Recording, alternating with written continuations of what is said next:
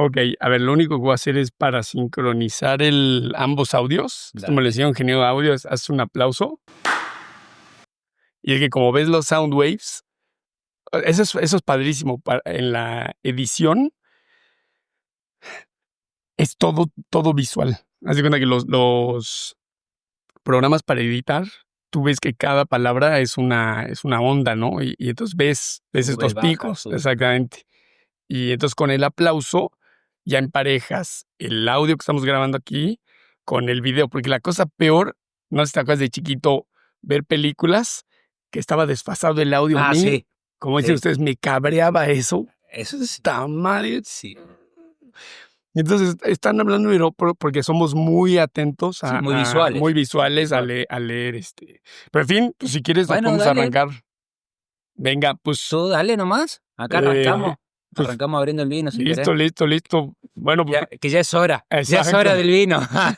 Es viernes y el cuerpo lo sabe, ¿no? El cuerpo lo sabe. 6 de la tarde, imagínate, ya tenemos una sed que no aguantamos. Sí. Oye, pues muchas gracias, Emiliano, por haber aceptado la invitación y bienvenido a Vinopod. Gracias a ti, Bruno, por invitarme a tu programa, a tu podcast. Sí, bueno, no. Tú y yo tenemos poco de conocernos, somos colegas, ¿no? Damos clases en la misma universidad. Fuimos sinodales recientemente de la última generación, ¿no? Así es. Y muy divertido, tuve el placer de conocerte. Ahí entre alumno y alumno, pues platicábamos cada uno de nuestra historia. Y pues se me hacía interesante que a la audiencia de Vinopod pues le platiques tu vida. Si quieres primero, platícanos qué vino vamos a probar hoy. Dale. Vamos como siempre digo en las catas, el primer vino es el que poco habla, después ya empezamos a hablar cada vez más, ¿no? Exacto. Vamos a probar un Sauvignon Blanc del Valle de Loire de Francia. Órale. Pues bueno, primero que es mi uva favorita, creo, en blancos. Sí, buenísimo. Y la zona y la región creo que es como la máxima expresión de la uva. Siempre me ha gustado mucho el mundo del vino blanco, pero siento que dicen por ahí zapatero a su zapato, ¿no?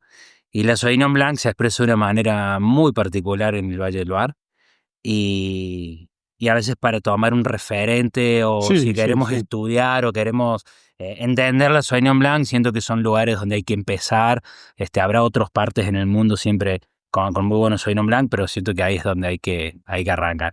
Tengo un productor donde hace puro Sancerre y Poly-Fumé y bueno, hace un Pinot Noir también, Sancerre, con denominación Sancerre, y esto es un Sauvignon Blanc, un IGP, que es la primera línea que hace después de haber hecho todo lo que es Sancerre y Poly-Fumé, para llegar al mercado con un producto pues más accesible, ¿no? Sabemos que las denominaciones normalmente se te van en cuanto a costos y también en cuanto a paladares, no es para todos también. Claro. Esto es un producto que va a haber ahora que lo probemos. Pues la verdad que son de los vinos que yo me agarro el fin de semana, me lo llevo y lo maridas y lo tomas y lo bebes en toda hora, en todo momento, con comidas, o sea, la versatilidad que tenés con estos vinos es impresionante. Y, por ejemplo, este vino en México, ¿en cuánto anda? En 400 pesos. 400 pesos, menos de $20. Menos de $20. Entonces, wow, está buenísimo. Cuando encontrás estas joyas... Sí, es literal una joya. Claro, son joyas. Oye, si piensas que mi Sauvignon Blanc está en 300 pesos, ajá, puta madre. Es eso. Estás compitiendo, ¿no? Contra como dices tú, o sea, el hito, ¿no? El benchmark del Sauvignon Blanc del mundo. Así es. Entonces, y eso es un poco a veces el desafío, ¿no? En la empresa, en la distribución, que es donde estoy. Después de tantos años estar en esto, siento que lo más difícil que tenemos como distribuidores, hablo desde mi trinchera, después podemos empezar a meternos en otras partes, pero hoy en el parte de la trinchera de la distribución, siento que lo más difícil es hacerle llegar al cliente ese vino relación precio-calidad, donde por lo que paga es lo que obtiene, ¿no? En cuanto a calidades, en cuanto a experiencia, en cuanto a vinos sin defectos, vinos francos, vinos reales, vino, que es lo que yo siempre digo. Me dicen, oye, ¿cómo describirías un vino? Pues un vino tiene que ser un vino, ¿no? Sí. O sea, y incluye tanto esa palabra vino, pero al mismo tiempo es tan simple que ahí es donde se vuelve lo complejo de este producto. Pero al final del día tiene que ser esa relación precio-calidad, por lo menos en el mercado y el segmento donde uno se mueve. y es donde está el grueso de tanto de la producción como de la distribución y de la venta y de todo esto, ¿no? Sí. Podemos hablar de grandes vinos, pero son de nicho. Claro. Todo es de nicho. Sí, porque, claro, tú, o sea, ¿tú a quién le vendes? Ya nos platicarás más a detalle, pero ¿quién es tu mercado principal? ¿Es el consumidor final o estás vendiendo a restaurantes o...? Mi mercado principal es centro de consumo. Así nace mi distribuidora y así me especialicé para centros de consumo. Y a raíz de estar en el centro de consumo se empieza a abrir, ¿no? ese brazo del mercado y empezamos a indagar, empezamos a meternos de a poquito en el particular, el consumidor final. Pero es un consumidor final ávido de conocer, no es el consumidor final que vulgar, ¿no? Exactamente, o que toma vino porque ve que el otro toma vino, o ve porque en una película o le dijeron. No, es el que le gusta, el que quiere aprender, el que quiere saber un poco más, pero no necesita ser un genio del vino para meterte en el mundo del vino. Ya. Entonces, eso es un poco hacia donde el otro canal que estamos trabajando ya hace varios años, que es el particular, pero que quiere empezar a conocer cosas diferentes, como, oye, tómate un Sauvignon Blanc del Valle del Loire y entiende el origen o entiende lo que es una Sauvignon Blanc. Después de ahí tómate lo que quieras, ¿me explico? Lo que tú quieras en Sauvignon Blanc. Pero si no pruebas la esencia, ¿cómo vas a saber que lo que te estuviste tomando toda tu vida es el Sauvignon Blanc, ¿no? Fíjate que a mí si hay algo que me encanta es probar entradas de gama. O sea, donde yo trabajé, o sea, donde me inicié profesionalmente hablando, siempre me decía eso mi jefe, cuando mandamos vinos a competir, mandamos siempre los entradas de gama. Claro. Y él me decía, claro, cabrón, lo más fácil es hacer 2 barricas y maquillarlas, exacto, perfecto, y maquillarlas para una medalla, pero lo más difícil es logra medallas con tanques de 100,000 litros, ¿no? Cuando tú ni siquiera controlaste la uva, que es una uva que compraste. Entonces, creo que está muy padre siempre empezar. Y es contraintuitivo, ¿no? Tú creerías, voy a presentarme con un consumidor nuevo, un cliente nuevo, le sirvo lo más chingón. Espérate, ¿y qué pasa si lo hacemos al revés? Das a probar tu entrada de gama y te dicen, oye, vino impecable, ¿no? Pues bueno, y si quieres, tengo un poco de cosas más elaboradas o un poco de cosas más alocadas. Sí, y vas creciendo. Vas creciendo. De hecho, a mí me pasa muchísimo cuando llegan las vinícolas a, pues bueno, ofrecerme su portafolio, ofrecerme sus líneas, como todo lo que tú dices, ¿no? Llegan con sus máximos exponentes y te dicen, bueno, mira, toma, prueba mi gran reserva, prueba mi reserva especial, prueba cosecha única, prueba... Y yo siempre he sido, espérate, eso está seguro esto bueno, no bueno, muy bueno. Dame tu primera línea. Uh-huh. A ver tu entry level, ¿cómo está? ¿Por qué? Porque es ahí donde vamos a trabajar fuerte y duro contigo, ¿no? Y es ahí donde la gente a ti te va a posicionar como marca para luego seguir creciendo, ¿sí? Y creo que tú estando en el mundo del vino, de la enología, haciendo vino, creo que a veces hasta es más difícil hacer un vino económico, por decirlo económico, pero un vino de volumen impecable, correcto, que supere las expectativas de lo que estás pagando, a hacer un grandísimo vino. Claro. Que, como decías, ¿no? 2 barricas, pues sí, 2 barricas las haces. Y lo que yo siempre digo, si encima fallas en esas 2 barricas, no, bueno, ¿sabes qué? Ya, de ahí para abajo, está todo mal. A mí me pasó mucho, yo siempre doy una anécdota con una bodega mía argentina, que es la única bodega que tengo. Él me presenta sus vinos y me presentó, y curiosamente fue un Cabernet Sauvignon argentino. Órale, que no debe ser muy común, ¿no? ¿O No empieza a hacerlo? Común, pero presentó, digamos, a ver, en Argentina sí hay mucho Malbec, allá tenemos muchísimo Malbec y todo, pero al final del día creo que la Cabernet sigue siendo la estrella a nivel mundial. Ya. Y la Cabernet en Argentina se da de una manera que es impresionante cómo se da, ¿no? La Cabernet Sauvignon. Creo que Malbec lo que hace es muy grandes vinos y mucha cantidad de grandes vinos Malbec. La Cabernet no tenés esa exposición en como la Malbec, pero te da unas cosas maravillosas, ¿no? Grandes bodegas allá presumen más sus Cabernet que sus Malbec a veces. Entonces me presenta su Cabernet Sauvignon y yo me quedé impactado porque era un Cabernet de hacía casi 7, 8 años. Entonces le digo, me encantó tu reserva, le digo. O sea, estaba fascinado. Le digo, sí quiero trabajar con toda tu línea. Le digo, no quiero, vamos a probar algo más, pero aparte fue el primero que probé. Y me dice, bueno, dice, lo único que este es mi entry level. Digo, ¿cómo? Sí, o sea, ni siquiera te lo dijo, te lo dio a probar, pero no te lo dijo. Ajá. Wow. Y me dice, Impecable. digo, ¿cómo? Sí. Me dice, no tiene barrica, no tiene nada. Me dice, esto es uva. Le dije, ay, güey. Sí, claro, porque no está maquillado, no está mascado. No puedes hacer nada. Claro. Digo, tú conoces muy bien eso, o sea, puedes maquillar mucho. Tienes menos herramientas, ¿no? Menos herramientas. Entonces, esas son todas las cosas que uno va aprendiendo. Yo siempre digo que al final del día la vida o la calle te da más aprendizaje que lo que uno puede hacer en un libro, ¿no? Al final el libro sí es bueno, pero hay cosas que en esta industria no te la enseñan los libros y te la enseña la vida. Y la vida hablo de tratar con enólogos, tratar con agrónomos, tratar con grandes sommeliers que tienen su propia perspectiva, tienen su propia idiosincrasia, tienen su propia idea sobre el mundo del vino. Entonces vas absorbiendo todas estas cosas que son las que te llevan a crecer y a entender todo esto, ¿no? A entender todo este mundo del vino. Sí.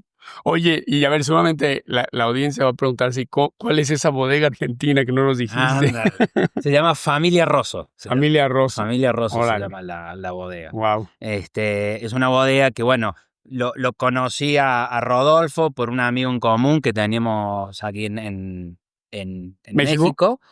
Y yo estaba buscando una bodega y la verdad que antes de esto, antes de tener este distribuidor, yo trabajaba para otras distribuidoras donde nuestro fuerte era solamente vino argentino, o por lo menos nos especializábamos en vino argentino, y quería seguir con esa línea, ¿no? Con ese modelo y todo, pero yo no quería tener tantas bodegas argentinas porque el mercado estaba cambiando, ha ido evolucionando, hace 10 años evolucionó muchísimo el mercado.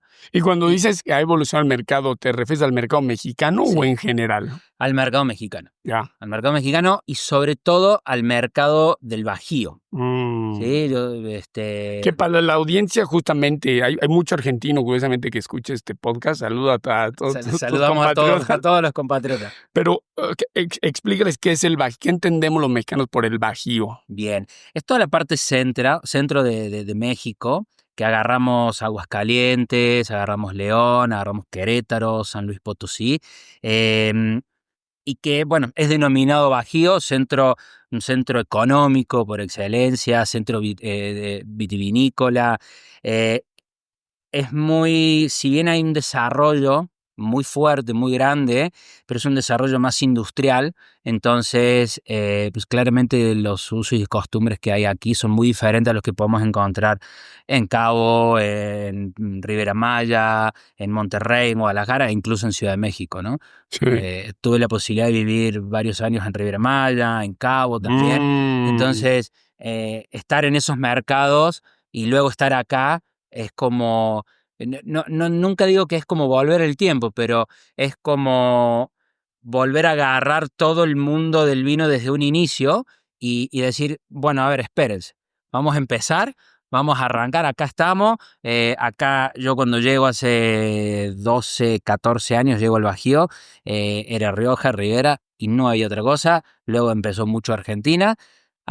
Y cuando yo venía de unas zonas turísticas donde ya estábamos muy avanzados en cuanto al mundo del vino, dado al turismo. Entonces allá era Italia, Francia, España de nichos, de lugares, de microzonas, Argentina. Mucha especialidad. Mucho más especialidad, grandes sommeliers de todo el mundo, en los grandes hoteles, en los grandes restaurantes. Entonces de repente llegas acá y empiezas a ver las cartas y son cartas un poco más pequeñas, un poco más para el mercado que está empezando a conocer. Muy clásicas en el sentido, claro, como dices, ¿no? Rioja, los clásicos, ¿no? Ribera del Duero y quizás un blanco, ¿no? Un blanco. Hasta el día de hoy sigue costando mucho la venta de vino blanco en esta zona. A pesar del calor que hace, claro. A pesar de los tipos. Es lo que yo siempre he dicho. Un amigo, cuando estudiaba yo la ingeniería, esto era la ingeniería ya, tenía un amigo suizo-alemán que se casó con una mexicana, habla perfecto, se llama Jonas, habla perfecto español, y me decía, güey, yo sigo sin entender, o sea, él decía que el vino, que debería ser el vino mexicano por excelencia, debería ser el viño verde, ¿no? Ándale, claro. Y dice, pero güey, es espectacular que te sirven un vino tinto a temperatura ambiente, que la temperatura ambiente es 32 grados, ¿no? O sea, que te quema, en la nariz es puro alcohol, que dices, güey, y luego con una comida picante es un maridaje asqueroso, ¿no? Tanino, alcohol con picor, o sea, Sí, sí. Y me dice, ¿por qué no hay más blancos, más rosados, más espumosos, menos alcohol, más fineza, pero bueno, no sé. Mi teoría es que son mercados nuevos, emergentes. Entonces, como todo mercado nuevo y emergente empieza por ser curioso, ¿sí? Y también por imitación. Empieza por imitar qué es lo que se toma en el mundo. Y bueno, grandes vinos, ¿qué? Pues tintos. ¿De qué? Con barrica. Bueno, pues entonces empiezo por ahí, ¿no? Entonces, es como que los nuevos mercados no empiezas por acá, a no ser que haya gente, ¿no? Que ahí es donde yo siempre digo que entramos nosotros, que somos los que difundimos la cultura del vino, somos los que debemos de empezar a difundir la cultura del vino y empezar a transmitir esta idea, esta filosofía del mundo del vino, que si yo no te presento un vino blanco, tú nunca en tu vida vas a ir a comprarte un vino blanco. Sí, ¿no? O sea, muy raro, ¿no? Entonces, de repente presento el vino blanco y la gente se dice, oye, ¿y esto? ¿Por qué yo nunca no sabía que así eran los vinos blancos? Y no salen del vino blanco, se quedan ahí. Sí. Me pasó con mi señora Claro. mexicana, cuando nos conocemos ella no sabía de vino más que tomar Blue Noom. Sí, claro, ¿no? claro, claro. Y no está mal, porque era lo que había. Es la entrada, ¿no? Y a la entrada, el vino dulce, el vino fácil de tomar, y vino tinto, no, pues no, y yo no tomo vino. Y empezó, ¿no? A tomar vino. Hoy ella me pide el vino, me dice, oye, ¿por qué no te traes el Sauvignon ese que me gusta? Oye, ¿por qué no te traes el Albarino? ¿Por qué no te traes el Merlot? Entonces empieza a ver esa cultura del vino. En la escuela, ¿no? Los alumnos, siempre en cada clase, yo les hago catar un blanco y un rosado, siempre, a fuerza. O sea, es como una Sí, sí, sí. ya es algo mío. Sí, ¿Sí? sí, muy bueno. Y resulta ser que los tintos pasan a un segundo plano en la plática, ¿no? ¿Por qué? Porque se quedan impactados. Que no estoy hablando de grandes vinos blancos ni rosados. Lo correcto, vinos secos, vinos bien hechos, sin defectos, lo que tú quieras, ¿no? Monovarietales, porque estás en la escuela, tienes que aprender y todo esto. Entonces, se quedan así impactados, ¿no? Como diciendo, oye, esto me encanta. ¿Y cómo se llama? ¿Y qué uva es? Sauvignon. Ay, pero yo tomo Sauvignon y no es lo que tú me estás dando. Es que... Yo algo que encuentro, bueno, para empezar, sí, salud. Saludcita, se nos va a calentar el vino. Sí. Oye, y lo vuelo hasta acá. Está impresionante. Sí. La parte aromática de este vino es una maravilla, ¿no? Toda la parte de la frutalidad, la parte vegetal incluso también que tiene, la delicadeza en nariz, la finura. No, y ese lado de pomelo, ¿no? Exacto. Tan potente, tan elegante. Y te salta la tierra al final, toda la parte de esas de gises, esa parte mineral de piedra mojada, que es todo lo que claro, estando entre colegas, gente del mundo del vino, lo hablamos y quien no está en esto dice, ¿qué se fumaron, no? Pero al final del día es hablar del vino, qué es lo que te da, qué recuerdo te da el vino al final del día. No, está impecable. Es un vino impecable, la acidez perfecta, balanceada. La parte del alcohol, la parte del ataque, toda la estructura. Sí, es que, y qué bueno que existan estas regiones, ¿no? Que tengas esta referencia, ¿no? Exacto. Entonces, cuando a mí alguien me dice, oye, a ver, yo no conozco la Sauvignon, pues pruébate esto.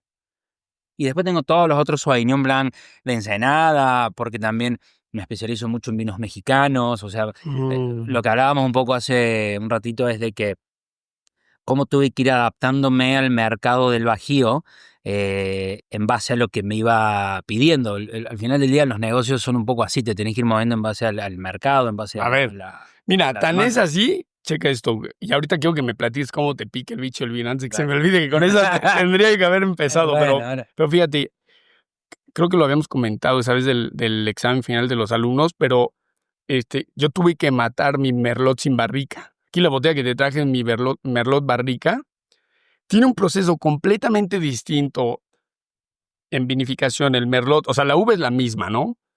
Y de hecho se recogió al mismo tiempo. O sea, ahí no puedo echar mentira, ¿no? Sí. Pero trabajas, o sea, trato de hacer una sobreextracción para el que va a la barrica, en fin. Trato de cuidar mucho la acidez volátil, porque mientras más sobreextraes, pues es más contacto. Entonces ahí me inventé unas técnicas. Trabajo mucho con playo. Entonces hago punch downs. Ajá. Y luego film plástico. Y entonces tapo los tanques, porque son tanques abiertos, open top. Ajá. Y entonces, ya después que hice un punch down, pongo plástico. Digo, el medio ambiente es una cagada, porque entonces va a la basura. O sea, no he encontrado un sistema que pueda ser reutilizable, pero entonces logro aislar, en fin, no NX. El punto es que trabajo 2 merlots de forma distinta para que uno soporte una barrica, claro, y uno muestre este polifacetismo que tiene el merlot. Claro. O sea, muy elegante cuando no tiene una barrica, ¿no? Y si no te ataca el Brett, que puta madre, el Brett, si lo tengo. Este año yo no creo que me vaya. Sí. Ahorita, este año, y también invité un sistema, voy a hervir barricas con agua. Ajá. Eso, voy a ver qué tal me va con eso. Los voy a hervir días. Ahí luego, si quieres te platico cómo. Ya no la lavas con vapor, sino ya la vas a hervir directamente. Yo no siento que el vapor funcione, porque yo no creo que penetre lo suficiente. O sea, tú lo que quieres es, las voy a hervir las voy a calentar a 70 y tantos grados, pero las voy a dejar así una semana a 70 y tantos grados. Y luego, y ya una semana después, ¡pum!, meto el vino. O sea, bueno, metería agua limpia. Cocción baja. Sí. Voy a cocinar esa puta levadura, la voy a cocinar. Porque te sale de acá. Ha sido, pero bueno. Y el punto es que el mexicano, o por lo menos a los mexicanos a los que yo les vendo, ¿no? Ven mi carta. Ah, cabrón. Merlot, 300 pesos. Merlot barrica, que de hecho le llamo tinto reserva. A uno le llamo Merlot, fíjate, y otro le llamo el tinto reserva. Entonces preguntan, oye, ¿qué uva es el tinto reserva? Merlot. Ah, no, pues dame el reserva. Oye, espérate, cabrón, me acabas de decir que te gustan vinos frescos. No, pero no mames, este vale 350 y es 300. Uy, no tiene nada que ver. Pero no tiene nada que ver, sí. Entonces ven el caro como el bueno y el barato como el malo. Entonces mato esa línea, que era a mí la que más me gustaba, claro, y lo reemplazo por Malbec. Ajá. Entonces uno se llamará Malbec, que de hecho sí lo voy a poner en barrica, pero es una barrica de quinto uso, o sea, ya no aporta nada. Sí. Y es un tema de logística de la bodega. Y tendré mi tinto reserva, que sí tendrá barrica y roble francés nuevo. Eso es muy común. Eso que es una lástima, ¿no? Sí, una lástima. Pero, a ver, esta evolución del mercado que hace 10 años arrancó, por lo menos yo arranco hace 10, 12 años en el mercado del Bajío, tratándolo de entender, yo viniendo de vender pues, muchísimo vino italiano, muchísimo vino. Pues bueno, de hecho, en Riviera Maya lo único que hacía era vender puro vino italiano, entonces me especialicé en Italia.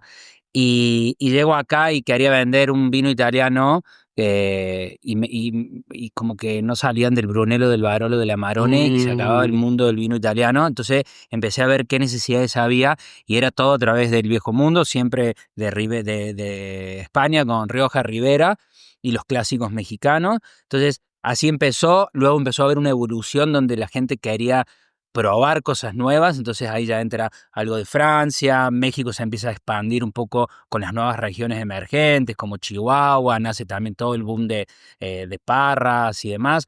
Querétaro, lamentablemente, en los centros de consumo de Querétaro, no de Tequis, no de Peña, no de esa zona que está alrededor de los viñedos, pero esta zona está un poquito castigado todavía, no ha tenido buena introducción. Sobre todo castigado por el propio queretano, sí, ¿no? Es algo brutal. Sí. Oye, cuando dices centros de consumo, ¿a qué te refieres? Restaurantes, hoteles, a todo este estilo de tiendas, ya. Centros de consumo, ¿no? Ok. Y ahora ha evolucionado el consumidor que va al centro de consumo, incluso el consumidor también que viene aquí, empieza a buscar productos con, no me gusta decir naturales, pero sí de baja intervención, en donde tengan menos barrica, sí, es como yo trabajo. Donde se respete más la uva. Sin filtrar. Sin filtrar. Empiezan a entender, oye, quiero algo que pueda tomar pero no me caiga pesado. Empezó a entender, digamos, la enología, no sé si decirla moderna, pero la enología actual, que es hacia donde va la nueva tendencia del mundo del Claro. vino y del consumidor, ¿no? Ahí va empezando. Ha habido migraciones de países, por ejemplo, como te decía, aquí vendíamos muchísimo vino argentino, hoy solo estamos con una bodega trabajando, porque tú llegas, ves las cartas y ves 3 vinos argentinos. 4. Además, fíjate qué interesante. O sea, esto te lo digo desde un punto, ahora sí, de un consumidor. Tú me quieres vender un vino siendo argentino y me dices que solo tienes una bodega argentina, inmediatamente llamas mi atención. Porque yo hubiera esperado exactamente lo contrario, lo que ya llegaste a hacer, ¿no? Mira, tengo 15 bodegas argentinas, además tengo Salta, ¿qué quieres, San Juan? ¿No? Tengo esta bodega argentina. A ver, tengo España, pero mira, de Argentina, solo esta. Y es más, déjame te voy a probar el Cabernet Sauvignon. Ah, cabrón, ¿no? O sea... Sí, porque un poco la filosofía mía es que tú puedas, primero que por mi portafolio puedas viajar por todo el mundo y tener la bodega más representativa de cada país en donde no hay un gran volumen o un gran consumo en el mercado donde estoy trabajando. No sé si me explico. Sí. Si acá no hay una gran venta de vinos argentinos, bueno, yo te voy a traer la bodega que mejor representa el vino argentino. Porque ¿para qué te traigo las otras 8 si solamente vas a poner 3 vinos en tu carta, ¿no? Sí. Ahora, de México, por ejemplo, tenemos Ensenada, Chihuahua, Parras, Querétaro, San Luis Potosí, Aguascalientes. Viajas por todo México, entendiendo que cada región tiene una particularidad y cómo se va a expresar el vino, y que el vino es diferente del de Ensenada, el de Chihuahua y el de Parras. Esto lo aprendí con la escuela italiana, ¿no? Cuando estaba con todo el mundo del vino italiano, yo decía, ¿por qué tanto vino? O sea, no entendía por qué. Digo, ¿por qué no hacen todo más o menos lo mismo? Claro, cuando me empiezo a meter en el mundo del vino, y ahí creo que viene un poco... Voy a responder tu pregunta que me decía que cuando me picó el bichito del vino. ¿Cuándo y cómo? A ver, ¿cuándo y cómo? Creo que cuando me empiezo a meter... Yo cuando llego a México en el 2006, llego... ¿Tú por qué llegaste a México? Llegué de aventura. Azares de la vida. Así, literal, llegué de mochilero. Iba a hacer un stage aquí en México, justamente en Playa del Carmen, donde teníamos un amigo que tenía una amiga en común y nos decía, pues hay un montón de trabajo, vénganse. Bueno, pues tenía 25 años, digo, pues claro, ¿cómo no me voy a ir? Claro. 25 años. Playa, Caribe. Ya estaba recibido, entonces digo, exacto. Pues bueno, me voy. Tengo ciudadanía europea, entonces también dije, pues hago unos 6 meses y de ahí luego me voy a España, me voy a Italia, me voy para allá, ¿no? Bueno, nada, llego en México y acá sigo después de 20 años, acá estoy, ¿no?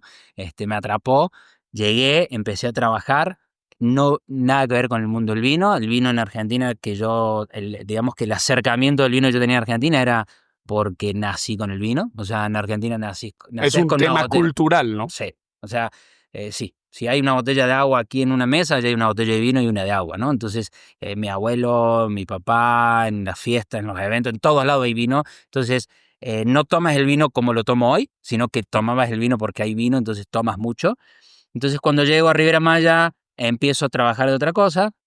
Empecé a vender publicidad, vendía publicidad en Cozumel, vendía publicidad para estos directorios turísticos que van abajo.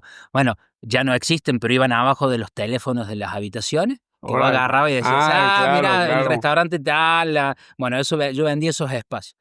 Y conozco a una amiga que sus hermanos eran importadores de vino ahí en Playa del Carmen, y me dice, pues vente a vender, dice, y traían vino de Argentina. Me dice, ¿por qué no te vienes a vender vino con nosotros? ¿Y estas personas eran argentinos?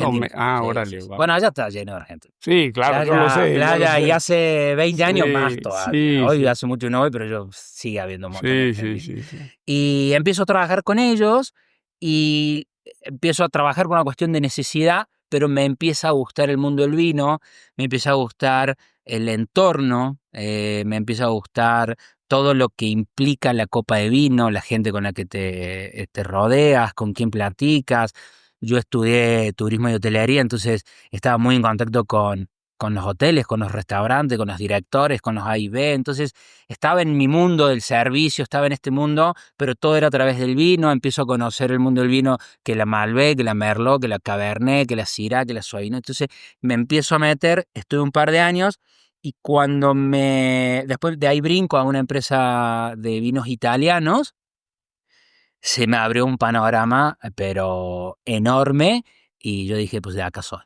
Empecé a probar Italia y fue donde entendí muchísimas cosas, más allá también del vino, nuestras raíces, ¿no? Argentinas, y yo tengo descendencia italiana. Gran parte de la comunidad argentina tenemos descendencia italiana, entonces empecé a entender un montón de cosas a través del vino, y fue ahí donde yo dije, no, pues yo de acá soy, yo soy del vino. Y empiezo a meterme a estudiar y a ver, y bueno, claramente la comercialización del vino italiano, y desde ese entonces llevo 19 años en el mundo del vino, enfocado a la distribución y venta del vino como tal, ¿no? Entonces, ¿Y conoces a tu esposa en Playa? no, la conozco aquí en Querétaro. Ok.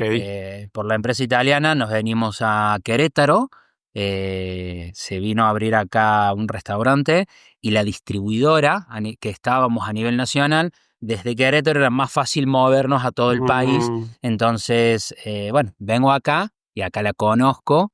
Y bueno, acá llevo 13 años, ya 14 años en Querétaro. Y empecé también con una empresa que vendíamos prácticamente vino argentino, y ya después de 3, 4 años ya decido yo abrir lo que hoy es Tutuca, y vamos a cumplir 9 años. Wow. ¿Y qué quiere decir tutuca? Me lo preguntaba mi esposa y dije, un puta, montón. se lo voy a preguntar en el episodio, pues si no sé, Claro. no me suena A ver, nada. Tutuca es un maíz Ya. inflado a alta presión.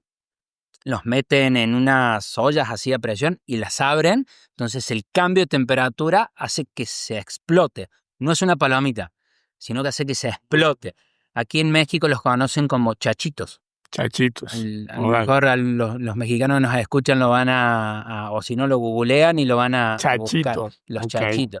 Es el maíz, y esa era nuestra botana de niño, ¿sí?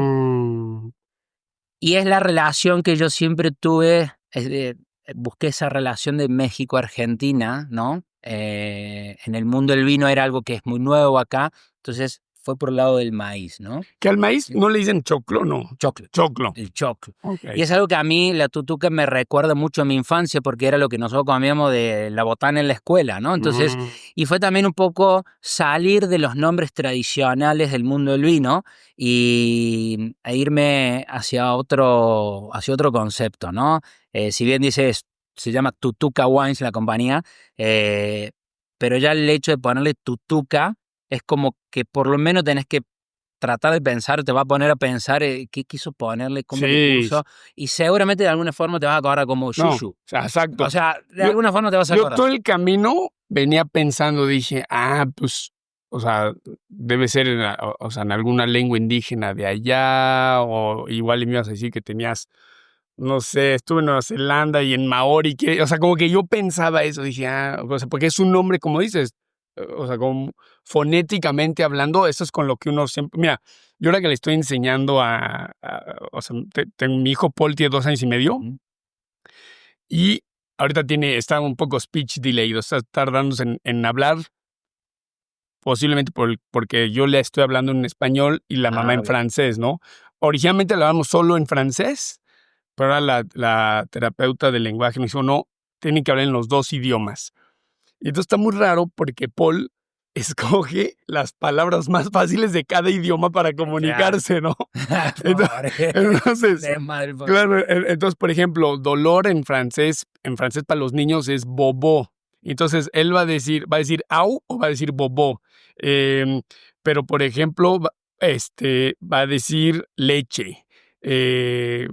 O, por ejemplo, digo, hay 1,000,000 de palabras así, pero va a escoger fonéticamente como que la que más es repetitivo, la que más hace como y la que más se le queda también. Exactamente. Entonces, o sea, yo creo que lo mismo pasa con... Fue por ahí, con tu nombre, ¿no? fue por ahí, y porque es algo que nosotros, yo soy de Córdoba, la usamos muchísimo la palabra tutuca para tiene un montón de otras connotaciones, ¿no? Poner la tutuca es poner dinero, ¿no? No hay una tutuca, es no hay dinero. O sea, como que tenemos un montón de connotaciones para utilizar la misma palabra, y es algo muy también ahora la tutuca sigue siendo nomás esta golosina, ¿no?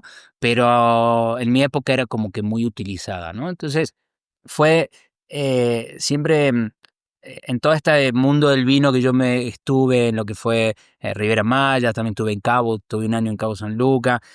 Siempre estábamos en la cúspide de la gastronomía, en la cúspide de la enología, de los grandes vinos, ¿no? Por estar ahí con los mejores sommeliers de México, las mejores cadenas hoteleras. Era todo el boom hace 15 años fue todo el boom de la comida molecular. Entonces llegaban los restaurantes.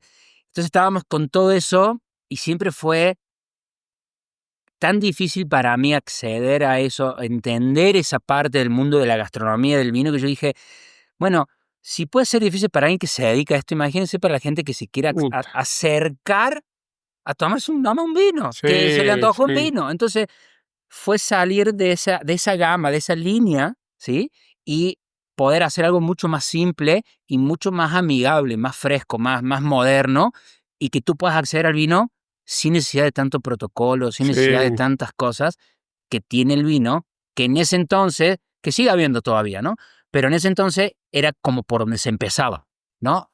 Tenías que tener la copa de cristal, tenías que aperturar el vino de manera perfecta, el vino tenía que estar a la temperatura correcta. Entonces, venir de esa escuela decías, híjole, qué cansado que es, ¿no? Entonces, el ponerle el nombre fue como también salir un poco de todo esto y decir, bueno, a ver, quien quiera tomar vino, mira, yo te voy a acercar al mundo del vino de manera más fácil, pero no por eso quiere decir que sea menos complejo o sea malo, ¿no? Sino que sea más fácil, nada más. Sí, yo creo que lo que más,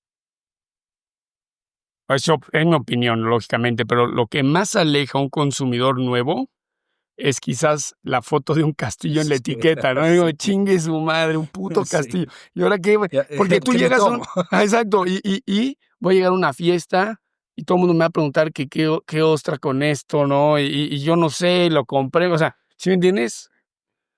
Yo también estoy de acuerdo contigo, o sea, dar una explicación más sencilla a los vinos, ¿no? Claro. Oye, y, a ver, una pregunta siempre me he hecho de personas que se dedican a lo que tú te dedicas.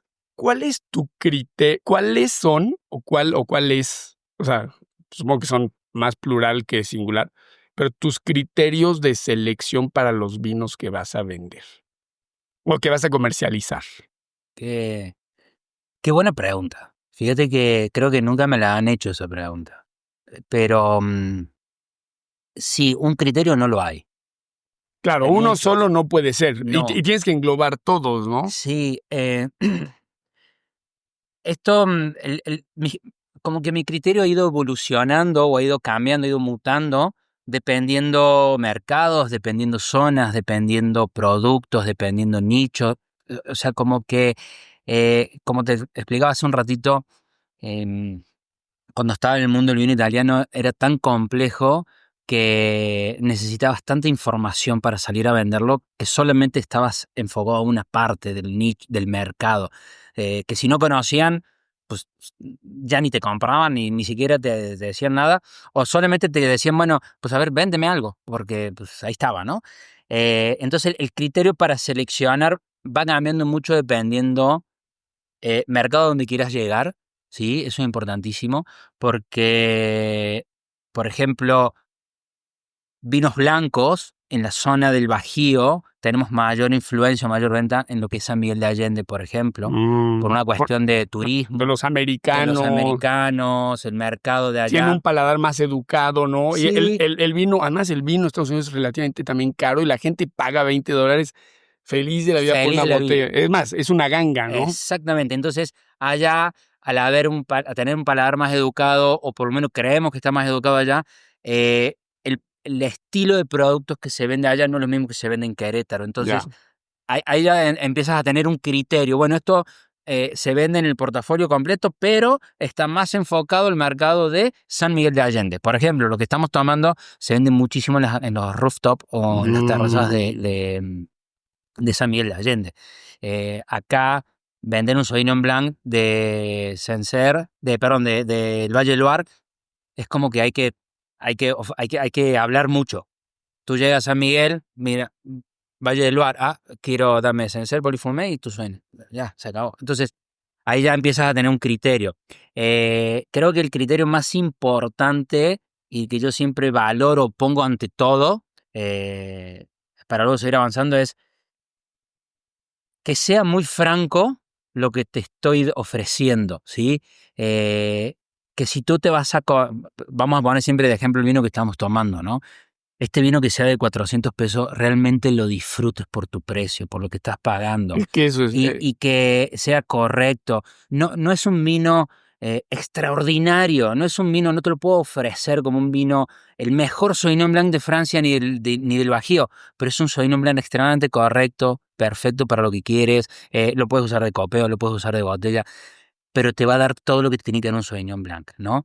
Incluso cuando tú quieras un vino con barrica, bueno, acá tenés un vino con barrica, pero esa barrica, ¿cómo está? Está integrada en el producto, está integrada en la fruta. Lo primero que predomina es la fruta y no la barrica. Entonces, ahí hay un criterio de darte una barrica, pero con un concepto de enología muy correcta y la enología moderna, por así decirlo, ¿no? Donde no sobresale la barrica. Lo mejor es, o sea, y es difícil esas experiencias, pero se pueden lograr, es darte cuenta que tenía barrica en la segunda copa. Totalmente. Dices, no mames. Totalmente. ¿Tiene barrica eso? Totalmente. Wow, ¿no? Y si no, bueno, tenga lo que tenga, está súper bien integrado. Súper bien integrado. Entonces, por ejemplo, dar un vino con barrica y tenés un criterio para hacer una selección. ¿Por qué? Porque entonces vas a poner tu cabeza para seleccionar el vino con barrica. No quiero esos vinos cansados de la barrica pesada y todo, sino que quiero vinos para poder, que puedan disfrutar, pero que tengan la barrica. La barrica, al final del día, es algo que acompaña a la fruta. Claro. Y tiene que ser protagonista la fruta. Y yo siempre digo que es como cuando tú marinas la carne, ¿no? O le echas mucha salsa a los tacos, ¿verdad? Ese es. Es como que... o una salsa muy picosa, o una salsa ¿no? muy picosa donde pasa un segundo plano el sabor de la salsa y hasta incluso de la carne pero que le pusiste. Sí, Entonces, sí. En el mundo del vino pasa lo mismo. Cuando yo les doy estos ejemplos me dicen, claro, ahora entiendo por qué no querés tanta barrica. Pues no, porque si tenés buena fruta, ¿para qué le pones tanta barrica? Claro. Entonces ahí tenés un criterio. Otro criterio tiene que ver mucho presentación también, ¿sí? La imagen, si es una gama alta, presentaciones correctas, si es gamas de entrada que sean más juveniles, más fáciles. Filosofía de los productores. ¿Qué Eso, tanto te metes en eso? De hecho, es lo segundo que trato. Lo primero era lo que te decía, que sea un vino muy correcto de lo que estás tomando y que sea lo que realmente vas a descorchar. Y segundo, la filosofía. ¿Sí? ¿Qué respeto tienen ellos por la producción, por la agricultura, por la producción del vino? Yo te puedo decir que el 99% de mi portafolio son todos vitivinicultores. Eso es algo que valoro muchísimo, ¿no? Claro. Siento que tener toda la cadena de producción en control, en la mano, hace a la calidad del producto final. Segundo, ¿con qué respeto haces tú el vino? Por ejemplo, hablábamos fuera de cámara y fuera de micrófono, que me decías, yo quiero embotellar cada una de mis botellas. Sí, que me dijiste, cada año vas a ir creciendo. Y dije, no, ya estoy topado a lo máximo. Entonces dices, eso es una filosofía, dices, está increíble eso, ¿me explico? ¿Por qué? Porque tú sabes que te va a respaldar la calidad. O sea, la calidad de ese producto va a ser constante. Sí, y si me dices, por ejemplo, ¿no? Oye, Bruno, tuve este tema en una botella. No me lo voy a tomar a la ligera, claro. ¿Estás de acuerdo? Es como, cabrón, todas botellas pasaron por mí. Es como, por ejemplo... No hay forma que te pase. Sí, no me acuerdo si lo platicamos esa vez que nos conocimos, que me preguntaste mi espumoso, ¿no? Que le estoy poniendo una corcholata y tengo defectos técnicos, ¿no? Mira, solo hice espumoso en la escuela y no hice, profesionalmente hablando, nunca hice espumoso, ¿no? La persona que me enseñó a mí a hacer vino, olvídate de la escuela, ¿no? Pero ya a la hora de la práctica, trabajé en dos bodegas muy grandes, una cooperativa y una bodega. Y en ambas hice puro vino tranquilo. Y esta vez que hice vino espumoso, lo que hice 88 botellas, me habrán explotado yo la mitad, y las que me quedan las regalo. Pero las regalo por eso, o sea, ¿sí me entiendes? Oye, por ejemplo, el bautizo de mi hijo, claro. Lo serví sin sulfitos, por cierto, el primer vino que hice que ahí te das cuenta de, incluso en espumoso, la importancia de los sulfitos. Claro, totalmente. Pero, y entonces a todo lo que me digan, oye, buenísimo tu espumoso, regalado, cabrón. No, No, te lo regalo. tengo defectos, todavía está un poco inestable la corcholata, no manipules por favor mucho el vino, en fin. Y yo creo que esa es la parte que tiene que tener el productor, ¿no? Totalmente de acuerdo contigo, Bruno, y que cuente una historia el vino. Porque al final, el ejemplo de hoy de nuestro vino, el Sauvignon Blanc, hay millones de Sauvignon Blanc como esto en el mundo. ¿Pero por qué este? Claro. ¿No? ¿Por qué? Porque viene del Loire, porque viene de un productor pequeño donde su especialidad es Sancerre y Polifumé, es de los primeros productores de la zona, está en la mejor zona. Entonces, hay algo que contar siempre, ¿sí? Y que lo mantiene a un precio muy accesible. Increíble. O sea, a mí, por ejemplo, yo cada año, Increíble. todos mis vinos se me venden, ¿no? Que eso me dificulta a veces porque quisiera que mi vino barrica, por ejemplo, nunca me ha salido, voy a ver si este año me sale, pero me gustaría hacer a la española, ¿no? 12 meses en barrica y 12 meses en botella. Eso sería mi sueño, pero siempre se me acaba acabando antes. La gente me ha dicho, que eres un pendejo. Pendejo no como argentino, pendejo mexicano. y cabrón, ponlo más caro. Y le digo, ¿no? Mira, los que bebemos diario queremos precio-calidad. Sí. Entonces, ¿cómo le voy a poner un precio miro que yo no compraría? Sí. Es absurdo. Claro, claro. Totalmente de acuerdo. Y justamente esto es a mí lo que más me emociona, ¿no? Sí. Que te den un vino que cumple o supera tus expectativas, ¿no? O sea, a nivel gustativo, pero sobre todo a nivel cartera es lo más bonito, ¿no? Y hay otro de los segmentos, otra de las cosas, criterios que tomo para la selección, es justamente eso. Al final estamos en una comercializadora en donde entiendo o trato de entender al mercado cómo se va moviendo, para dónde va. Y el mercado, hay una franja donde se maneja, es donde está el volumen, es donde está la venta. Hay que darle vinos francos en ese segmento de productos. No querer llevarlo de abajo a esos segmentos, ni tampoco querer sobrelevar los productos, porque después resulta que, y haciendo referencia a lo de antes, se vuelve tan específico el mundo del vino, o como dicen, se vuelve tan mamón el vino, el mundo del vino, que entonces, si no te gastas 5.000 pesos en una botella de vino, no sabes, o no tomas, o... No, el vino es para todos los días. Yo vengo de la tierra donde todos los días tomamos vino. En mi casa se toma vino todos los días. Al mediodía y a la noche hay vino en mi casa. Siempre. Entonces, tú imagínate que si yo tengo que ir con la filosofía de, bueno, pero entonces quiero tu gran reserva, ¿no? Un lunes al mediodía, después de trabajar, que tengo que volver. Qué asco. No me lo puedo tomar. Qué puto asco. No, yo no podría. No podría. Entonces, ahí es donde viene otro criterio, que el vino es por momentos. El vino se debe tomar por momentos. Entonces, yo tengo que seleccionar vinos depende de los momentos. ¿Me explico? Por ejemplo, la gran selección de vinos premium se vende en restaurantes donde son restaurantes de negocios. Fíjate que yo una vez en la Ciudad de México, pues no sé, tenían Chateau Lafite, Latour, todo esto, y yo le dije ahí al sommelier, ¿no? Cabrón, y esto te estoy hablando, era cuando yo, así como tú, no tenía nada que ver con el vino, ¿no?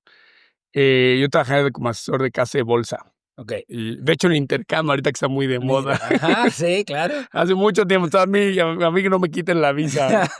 Pero bueno, y entonces ahí estamos comiendo con el director de la casa de bolsa y le digo, cabrón, ¿quién compra un vino en 90,000 pesos? ¿Y sabes qué contestaba el cabrón? Políticos y narcos. Pero esto estoy hablando en el 2010. Claro. O sea, que ahorita está muy de moda ese tema. Entonces, en ese entonces nos decían políticos y narcos, los tengo que tener en la carta. Es que así es.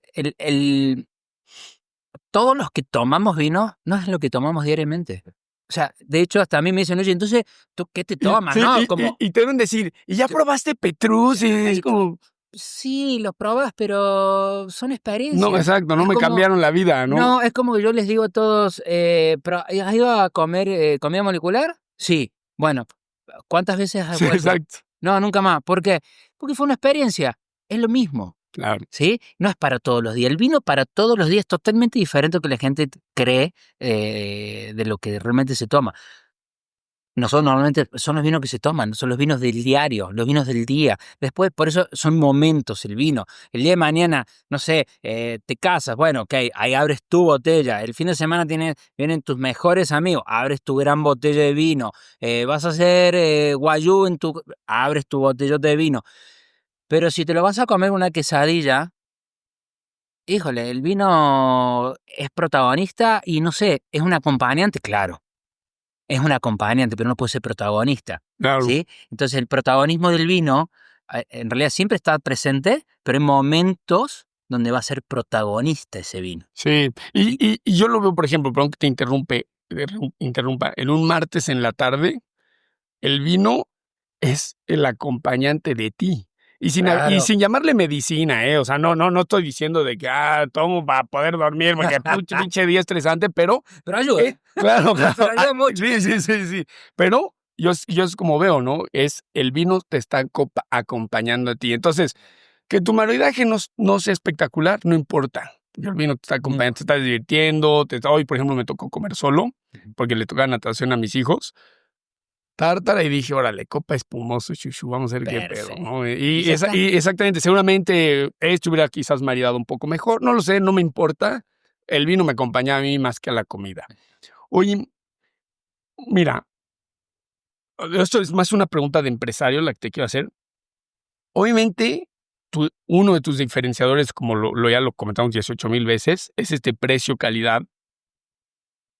Porque no estás vendiendo al consumidor final, estás vendiendo a un cliente, o quien lo consumirá es pues el que acude al centro de consumo. Entonces le tienes que dar un margen de ganancia a ese restaurante. Mi primer pregunta es, ¿cómo haces para que los restaurantes no se manchen en el precio? Que para la audiencia latinoamericana, o sea, ¿cómo hace para que ellos, si tú le estás vendiendo la botella en 400 pesos, que ellos no la vendan en 900 pesos?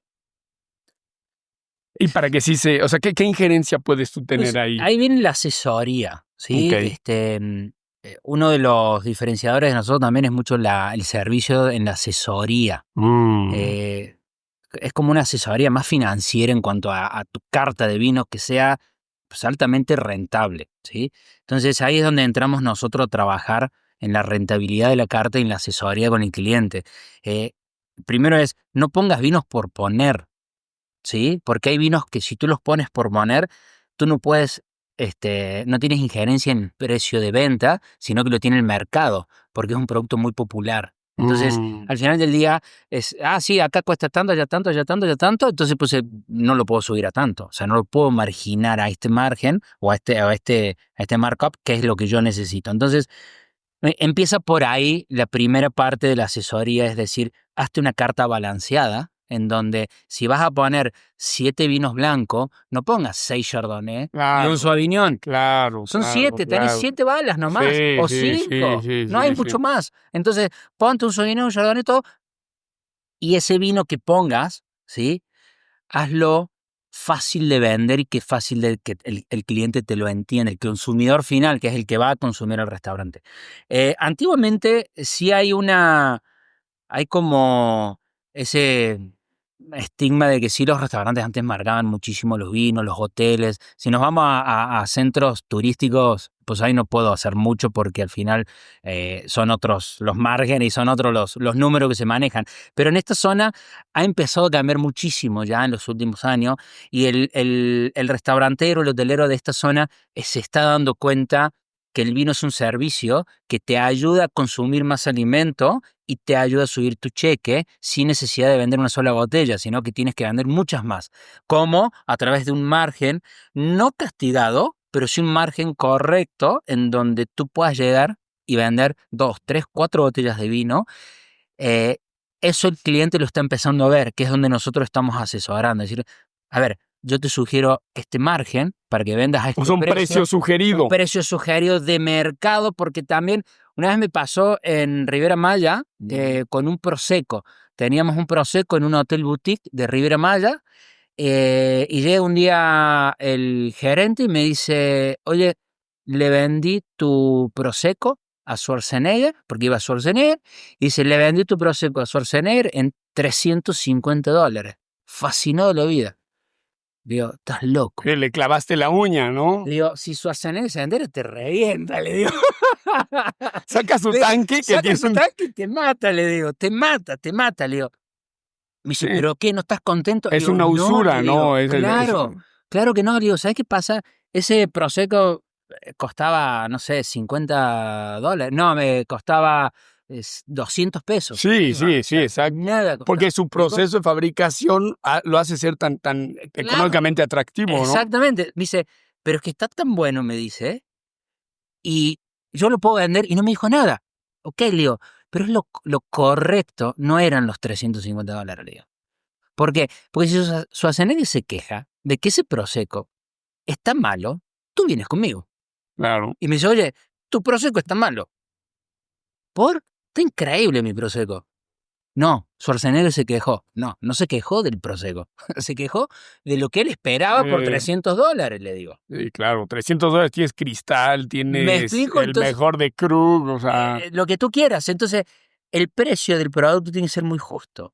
Porque el consumidor, aparte, ya está cada vez más, más estudiado. Ahora, con Vivino se tienen los restaurantes jodidos, ¿eh? Jodido. Entonces, por eso es que están empezando a entender que todo esto, por eso también empieza a haber cada vez más consumo de vino. Ya. ¿Sí? A pesar de que ahora una cuestión económica y todo, estos años ha estado un poquito mermado, o sea, estoy hablando siempre con bodegas, con otros colegas, pero sí estamos castigados, la industria está un poco castigada. Pero al final hay cada vez más consumo porque se está cada vez haciendo más accesible. ¿Sí? Incluso lo encontrás también en tiendas y supermercados, ya vinos mucho más accesibles, ¿no? Ya. Oye, y en materia de stock, o sea, ¿cómo calculas tú con cuánto? Mira, es que es como una... O sea, tengo la pregunta hacia la venta y hacia la compra. Porque, por ejemplo, como yo me he dado, o sea, justamente hablando de la filosofía de esta baja intervención, o sea, por ejemplo, este año yo hubiera querido comprar más blanco, no pude comprar más blanco, ha sido una maldita catástrofe, ¿no? Entonces, yo no he visto tanta lluvia en mi vida, ¿eh? De hecho, estamos aquí, Peñuelas, no sé, ¿dónde fue que se inundó? Acá al lado. Sí, al lado. Inundación de que en Finlandia supieron de esta inundación. Hubo muertos y todo eso, es muy, muy desafortunado. Pero, o sea, ¿cómo manejas un stock? ¿O cómo calculas un stock? Y luego, ¿cómo manejas ese stock para la venta? O sea, porque yo no puedo venderle a restaurantes porque me dicen, ¿pero cuánto más? ¿Tú me vas a poder estar dando tantas cajas al mes? No puedo, cabrón.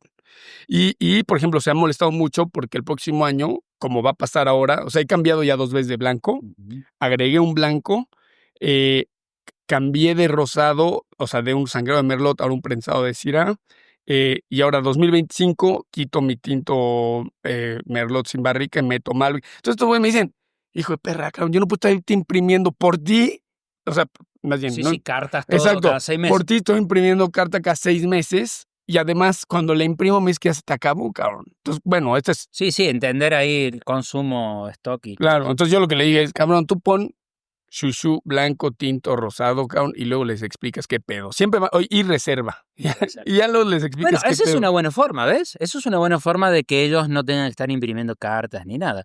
El stock, a ver, sí, hay algo también que nos diferencia mucho es que nosotros siempre mantenemos el stock para los clientes. Después de tantos años haber batallado con hoteles grandes y restaurantes tan grandes de Riviera Maya, vas como aprendiendo, ¿no? Entre los golpes y estudios y todo vas aprendiendo en donde... Sí, porque si te sobreabasteces es un problema, pero si no te es suficiente también es un problema. ¿Qué pasa si te quieren devolver, o sea, el producto? El producto, cuando, cabrón, decimos que es un producto vivo, está medio raro, ¿no? Porque algo que filtraste estérilmente realmente no es vivo, pero más bien es frágil, ¿no? ¿no? Es frágil a temperaturas, es frágil a muchas cosas, ¿no? ¿Cómo manejas todo esto? Vas manejando el stock por marcas, no por marcas, por segmentos de por segmentos de productos, ¿sí? A ver, si tú tienes productos de copeos, nuestros stocks son altos.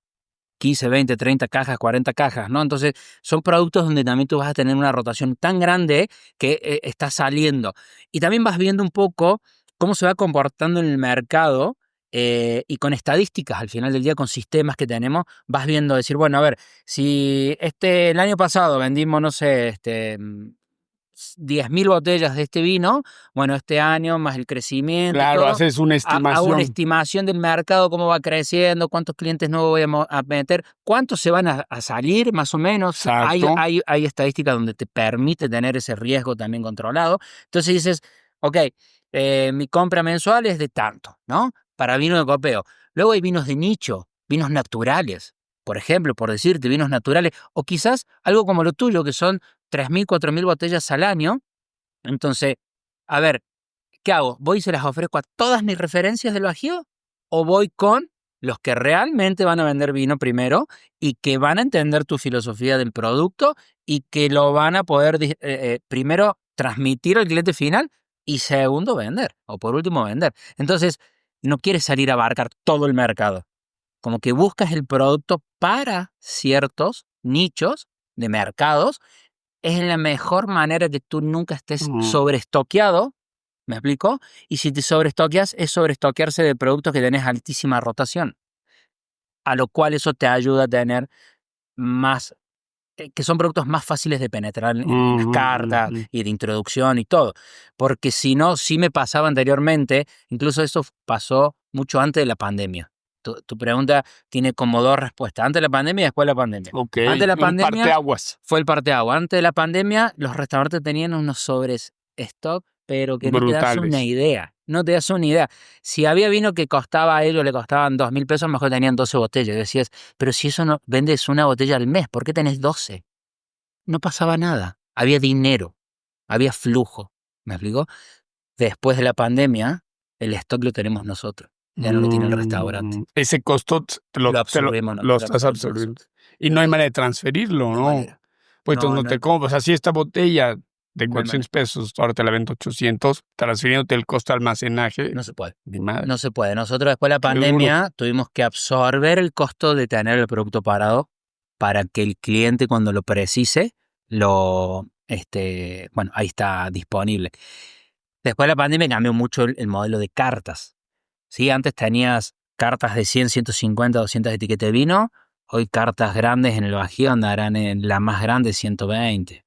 Ya. Y el promedio anda en las 60. Entonces, también esa es otra, ¿no? Dice, tú tienes 60 etiquetas en una carta y somos... 60, me parece brutal aún así. Es muchísimo. Sí. ¿Y somos cuántos distribuidores? Entonces el pastel se reparte entre todos. Y bueno, ¿cuánto me va a comprar a mí? Y bueno, Sí, entonces claro. empezás a moverte en base a los consumos. También más que nada en las estadísticas del año anterior y de los meses anteriores. Este año Sí, es todo muy complejo. Es muy, muy cíclico, ¿no? O sea, entonces Muy cíclico. no es lo mismo comprar vino, no sé, en enero, estás completamente quebrado, Estás en muerto. Navidad viste todo, ¿no?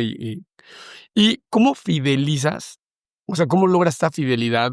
O sea, esta, no sé ni siquiera si esa sea palabra en español. ¿Sí me entendiste? Sí. ¿verdad? Sí. Ok.